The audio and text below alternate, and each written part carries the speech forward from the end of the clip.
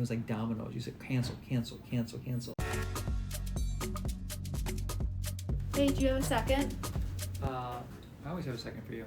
Will you tell us what happened to you in South Africa? You want to hear that story? Yes. Okay.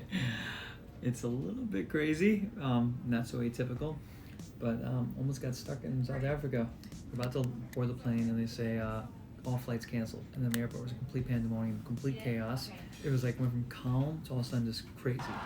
And then we had to figure out how to get out of there. So I was with Dr. Fabi, so she called a bunch of airlines. I called a bunch of airlines. We ran around the airport, and then we finally got Ethiopian Air. They had 2 seats left, but the prices were astronomically crazy. There's not enough room on my credit cards to pay for it. So I had to call Rosa, who's our bookkeeper, and say, clear the credit card. So my other option, I called a cousin of mine, who is pretty well off and has 2 private planes. I was like, can you help me get out of here? So she called one of her friends, who then called me and said, okay, we can do it, but it's expensive, $39,000. I'm like, okay, but let me see if I can get out on Ethiopian Air. We had just a few minutes because the plane was going to board, and there was a line of people. Like, everyone was in a huge pile trying to get the last 2 tickets to get out. We were holding back the crowd, and we finally got the tickets. We ran to the gate, and we finally just made it. We just got boarded, and then we went to Ethiopia, and then we went to Togo, and then from Togo we went to New York. Oh God.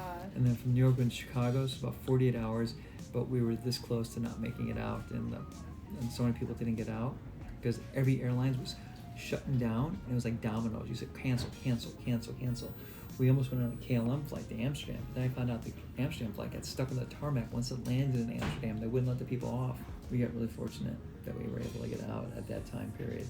But when you travel and you're a road warrior, that's part of it. It's not the only time. It's happened to me many times where you get stuck somewhere and you gotta figure your way out. You just gotta remember there's multiple options. You have to figure out another way out. So I always recommend use your phone, go to the gate agents, try your hardest, beg, plead, and if that doesn't work, bring them some donuts. That always seems to work.